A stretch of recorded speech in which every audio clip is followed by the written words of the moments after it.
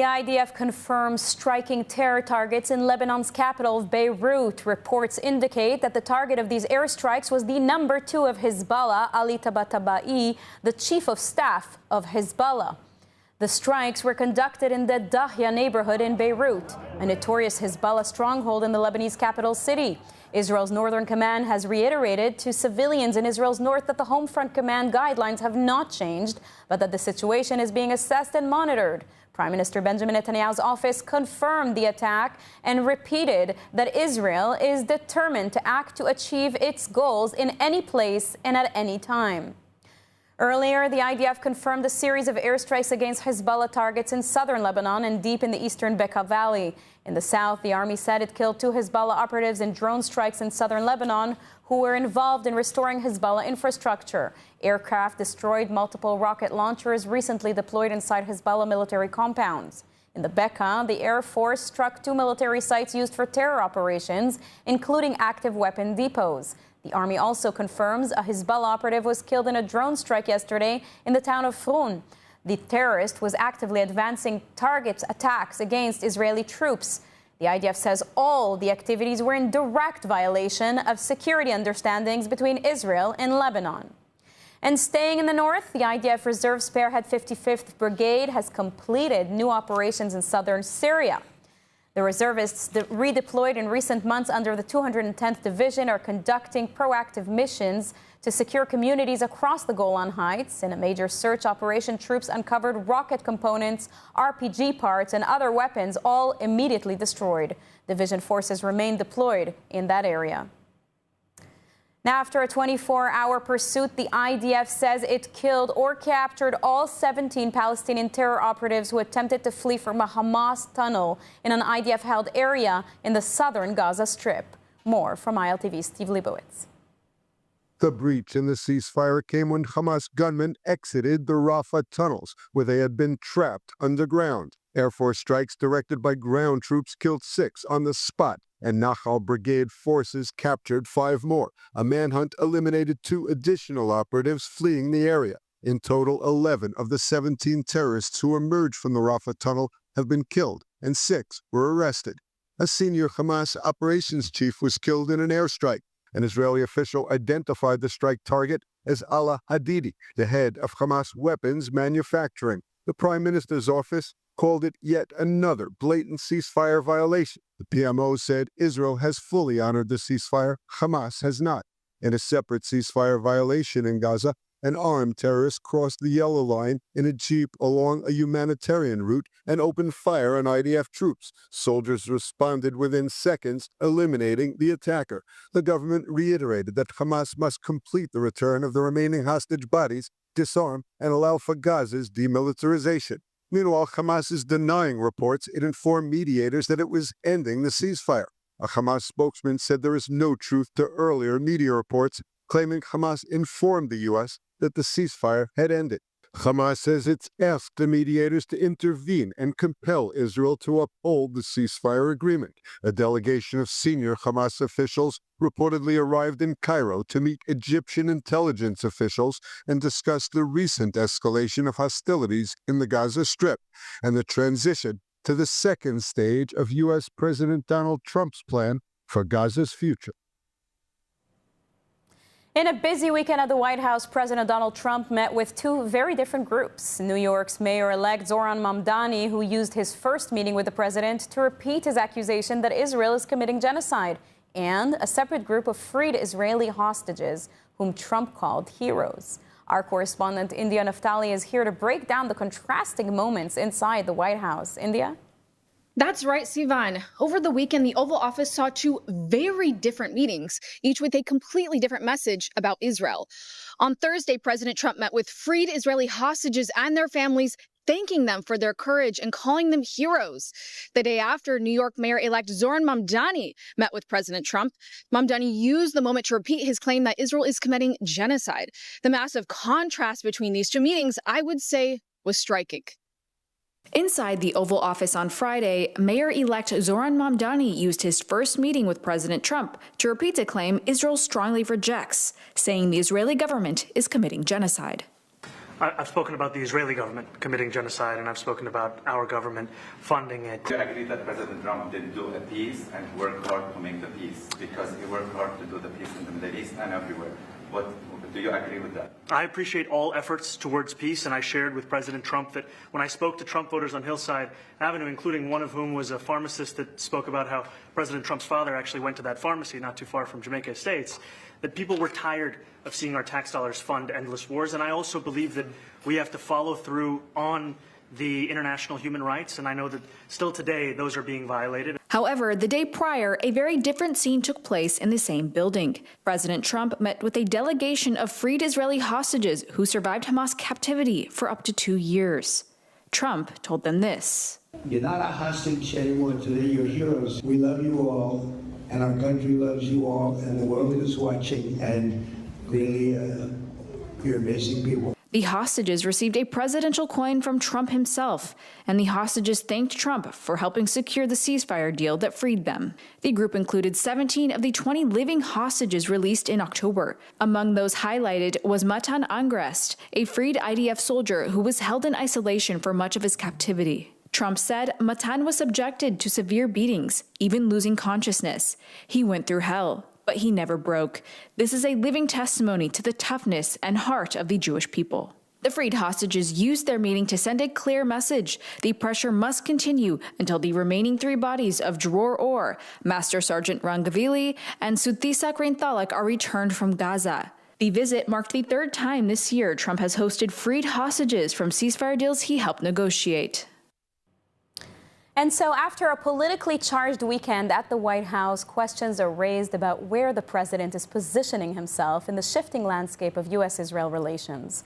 We're now joined by Ahmed Khuzaie, political consultant from Bahrain, and Professor Eitan Gilboa, expert on U.S.-Israel relations from Bar-Ilan and Reichman universities. Thank you both for joining. Pleasure to be here. Eitan, President Trump met freed Israeli hostages and called them heroes. Yet in the same weekend, sat with Mayor-elect Mamdani, who openly accuses Israel of genocide. How should we interpret these 2 very different meetings? Very difficult to interpret and understand President Trump. It seems that that it depends on the way he wakes up in the morning, the way he handles certain issues. This was, I don't think this was a bad meeting with Mamdani, but he did not object to Mamdani's description of Israel's operation in Gaza as genocide, and he did not resist, did not criticize him for promising to arrest Netanyahu if he were to arrive in New York City. So I think this was somewhat disappointing. And now it seems that there are mixed messages, warm meetings with Mohammed bin Salman of Saudi Arabia this past week, and now with Mamdani, but also supporting Israel. Do these mixed signals reflect an actual shift in Trump's approach to Israel, or is he just trying to appeal to everyone at once? Is this his strategy? What do you think, Ahmed? I don't think that this is how it is. I mean, after all, it's Donald Trump. Right. We can never speculate. We can never guess what's going to happen next morning, just like what the professor just mentioned. It depends on how he wakes up in the morning. But let's take it to another notion, which is let's separate the 3 meetings at least. If we're talking about the freed hostages, that's one. That's a positive message on its own. Mamdani, it's domestic issues that he has to handle one way or another. And then when we're talking about Mohammed bin Salman, I see it as a positive thing, even from an Israeli point of view. The Abraham Accords came at a time where it's much needed to put things in perspective. They have, to a certain limit, of course. But then when we're talking about Saudi, why do we still see Saudi as somebody who is opposing Israel as much as in line with Israel's mission to sustain peace in the Middle East? Eitan, what do you think? Yeah, I agree with Khuzaie. I think that the visit of Mohammed bin Salman in Washington was very successful. I think it sends a message to the Middle East that the United States has 2 important strategic allies in the region. It is both Israel and Saudi Arabia.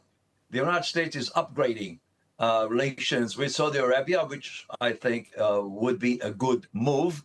I believe that sooner or later, Saudi Arabia will normalize relations with Israel, and therefore this important axis, getting Saudi Arabia to join the Abraham Accords, would increase security and stability in the region.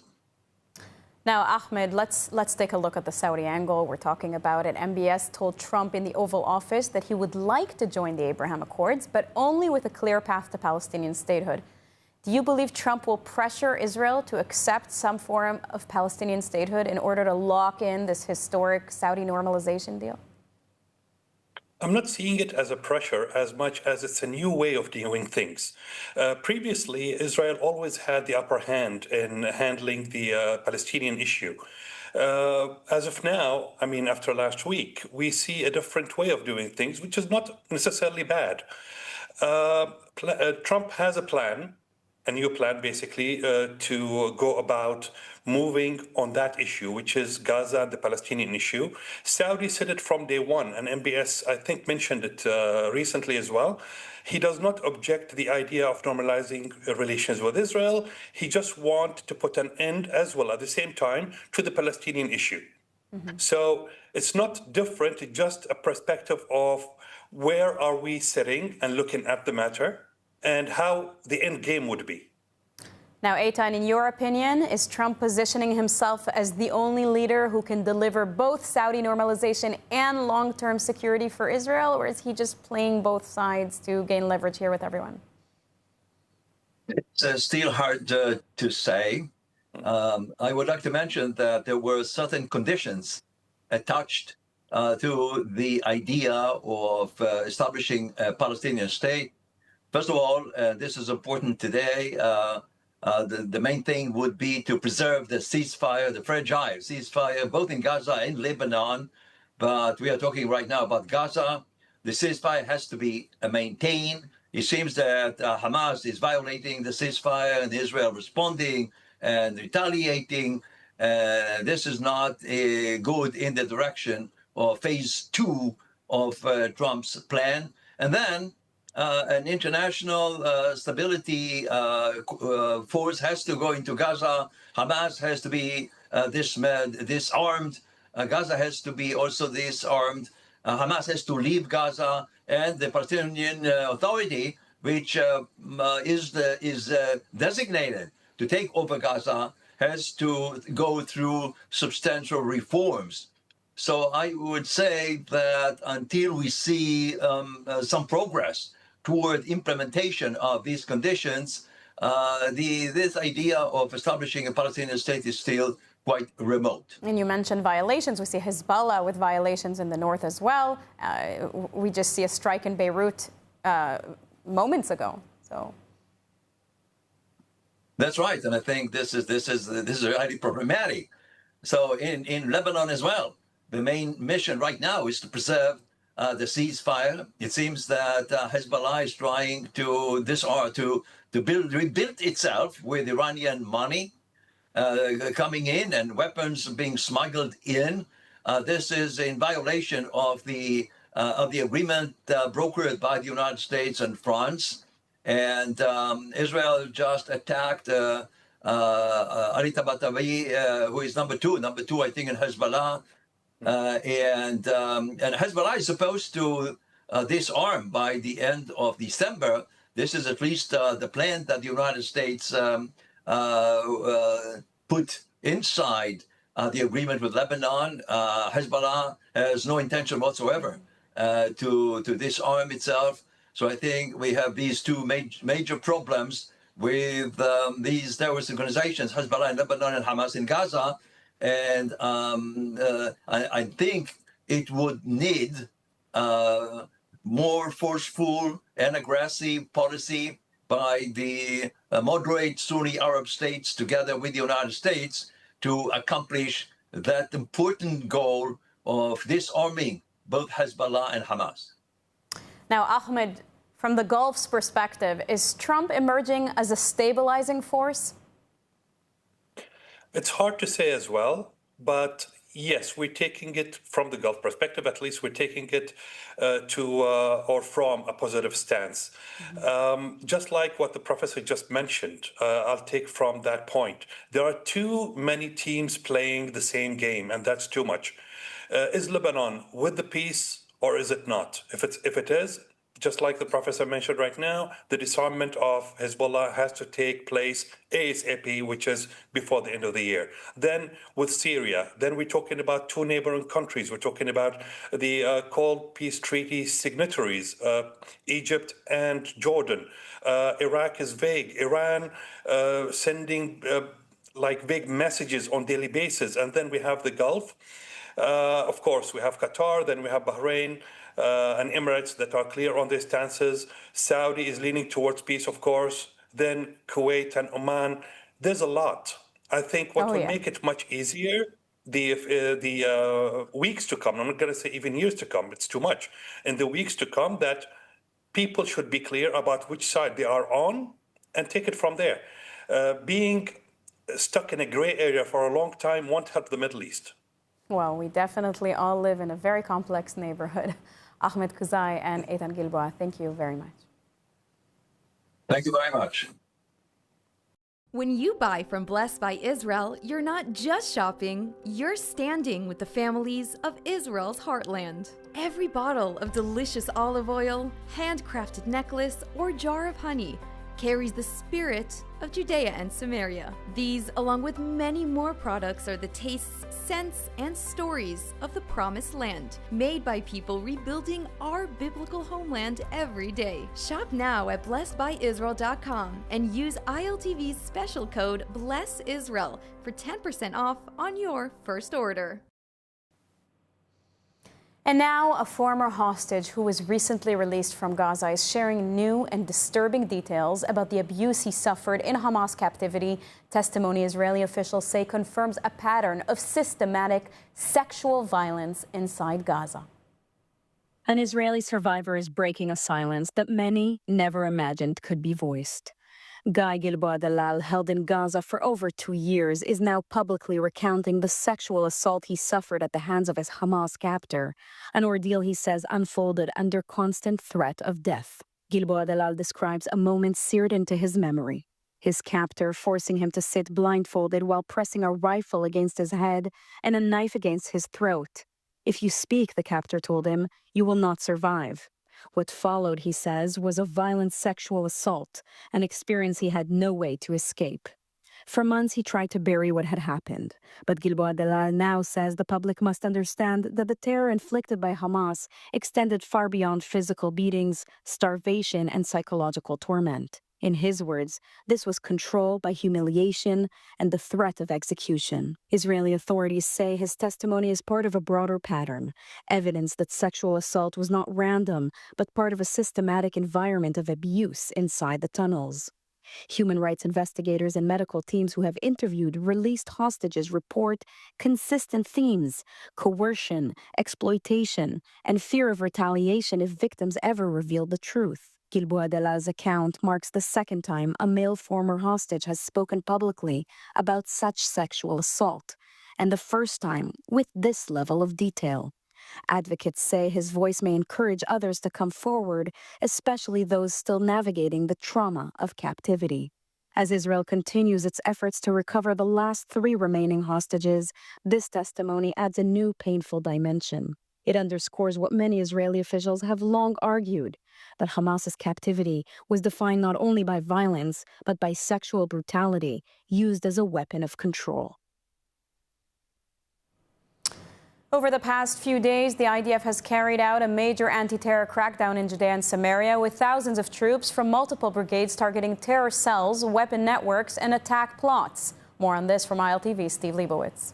A 3-day raid by the Etzion Brigade in Beit Umar included 300 searches and 200 interrogations. 4 terrorist suspects planning attacks were arrested, along with 8 weapons traffickers. Troops also seized more than 15 vehicles purchased with terror funds. The Judea Brigade arrested 18 wanted men. They were terror operatives and inciters, and confiscated M16s, handguns, magazines, a gas grenade, and multiple explosives. In the Binyamin Brigade, 4 targeted operations led to 17 arrests, including weapons dealers, Molotov cocktail throwers, with dozens more detained for questioning.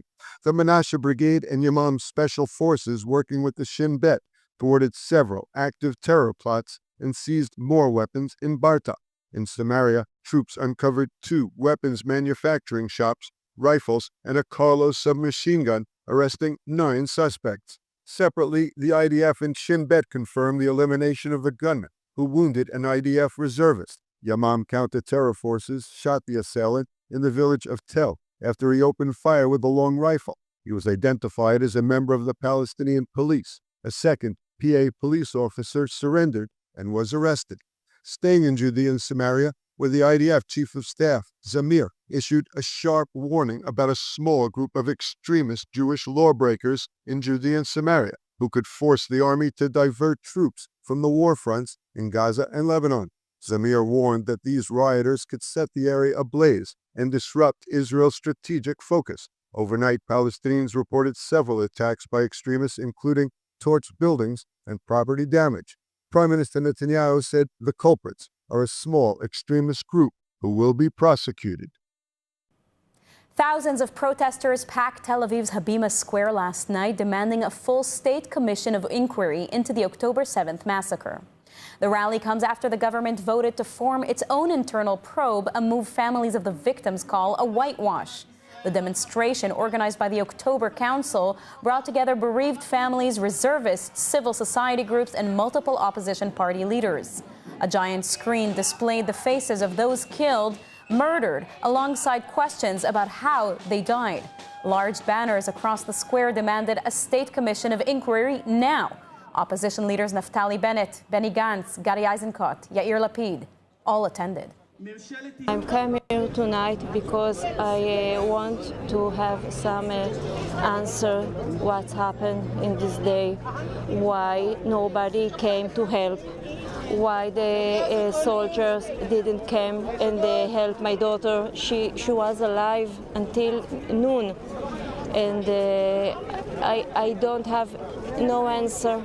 I don't know what happened in this day and not before and not after. I don't know, and I want answer. I want the truth. I want that all the people that was involved to give me some answer. It's the minimum that Mama can get from the country about this horrible day. Now let's take a look at the weather forecast. Tonight, record-breaking heat continues across the country as part of one of the hottest Novembers on record. In Tel Aviv, we saw highs of 34.5 degrees Celsius or 94 degrees Fahrenheit, about 10 degrees above normal. Tomorrow, skies remain clear and temperatures stay unseasonably high, with highs of near 35 degrees Celsius or 95 degrees Fahrenheit on the coastline. So if you're in Israel, make sure to stay hydrated and plan for continued heat. That's a wrap for today's news. For the latest updates from Israel on all your devices, be sure to follow our ILTV channels and our new live channel. And you can also catch us on Screen IL with 24/7 live coverage. Stay informed with the latest news straight from the heart of Israel. I'm Sivan Raviv. Be well, be safe, and thank you so much for watching.